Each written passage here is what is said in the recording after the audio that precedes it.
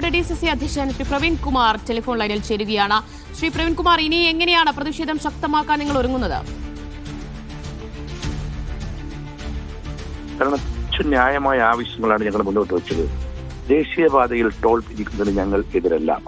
എന്നാൽ അവിടെ ടോൾ പിരിക്കുന്ന പ്രദേശത്തുള്ള സർവീസ് റോഡുകൾ പൂർണ്ണമായും സഞ്ചാരയോഗ്യമാക്കണം. രണ്ടാമത്, ആ പരിസരവാസികൾക്ക് ടോൾ കൊടുത്തു പോകേണ്ട അവസ്ഥ ഉണ്ടാവരുത്. പെരുമണ്ണയിൽ നിന്നും ഒളവണ്ണയിൽ നിന്നും പന്തീരങ്കാവിലും ഒരാൾ കോഴിക്കോട് നഗരത്തിലോ മെഡിക്കൽ കോളേജിലോ വന്നു പോകുമ്പോൾ ടോൾ കൊടുക്കണം എന്ന അവസ്ഥ ഒരിക്കലും ന്യായീകരിക്കാൻ സാധിക്കില്ല. അതുകൊണ്ട് തന്നെ ഈ കാര്യങ്ങളിൽ വ്യക്തമായ തീരുമാനമെഴുതുവരെ സമര പരമ്പരയുമായി കോൺഗ്രസ് മുന്നോട്ട് പോകും. ഇന്ന് പോലീസിനെ വെച്ച് അറസ്റ്റ് ചെയ്തിട്ടാണ് വേണ്ടത്. എത്ര കാലം പോലീസ് നേടും നമുക്ക് കാണാം. ഏതായാലും സമരവുമായി കോൺഗ്രസ് ശക്തമായി തന്നെ മുന്നോട്ട് പോകും. ഇന്ന് ഞാൻ അടിയന്തര യോഗം ആ പ്രദേശത്തെ പാർട്ടി നേതാക്കൾ വിളിച്ചു ചേർത്തിട്ടുണ്ട്.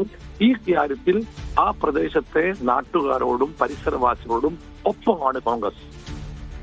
അല്ല, ഇന്നിപ്പോൾ ഈ സംഘർഷത്തിലേക്കൊക്കെ കാര്യങ്ങൾ പോയപ്പോൾ ഒരു അനുനയ ചർച്ച എന്ന രീതിയിൽ ആരും സമീപിച്ചില്ലേ? ദേശീയപാത അധികൃതരൊന്നും ഉണ്ടായിരുന്നില്ല ഇവിടെ. ഞാൻ ഇതിൽ അനുനയത്തിന്റെ ഒന്നുമല്ല വിഷയം. ഈ കാര്യങ്ങൾ തീരുമാനമാക്കപ്പെടണം. ആ തീരുമാനമാക്കപ്പെടുന്നവരെ ആ തീരുമാക്കാനുള്ള ചർച്ച ഏത് ഭാഗത്ത് വന്നാൽ ഞങ്ങൾ സ്വാഗതം ചെയ്യും.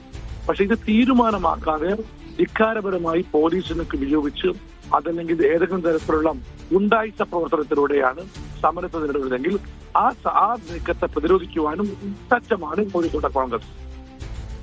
ശ്രീ പ്രവീൺ കുമാർ, നോക്കൂ, ഇവിടെ മാത്രമല്ല, കുമ്പള ആരിക്കാടിയിലും സമാനമായ രീതിയിൽ ജനകീയ പ്രതിഷേധം ശക്തമാകുന്നതാണ് നമുക്ക് കാണാൻ കഴിയുന്നത്. ഈ രീതിയിൽ നിർമ്മാണം പോലും പൂർത്തിയാക്കാതെ ടോൾ പിരിക്കാനുള്ള ഉദ്യോഗസ്ഥരുടെ ആ ഒരു വ്യഗ്രത, അതിനെ എങ്ങനെ വേണം വിലയിരുത്താൻ? ഇത് ആളുകളിൽ നിന്ന് പിടിച്ചു പറിക്കാനല്ലേ അവരുടെ ഒരു ശ്രമം നടക്കുന്നത്?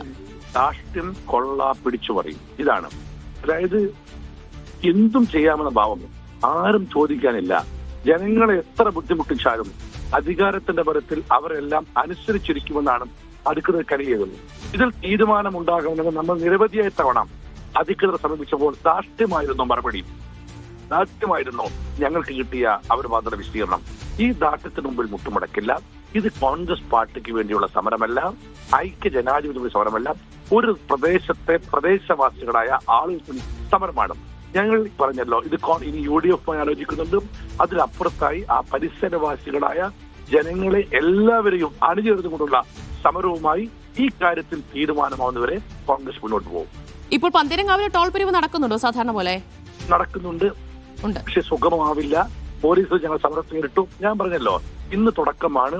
സമര പരമ്പരകൾ ഈ കാര്യത്തിൽ തീരുമാനമായിട്ടില്ലെങ്കിൽ സമര പരമ്പരകളുമായി കോൺഗ്രസ് മുന്നോട്ട് പോകും.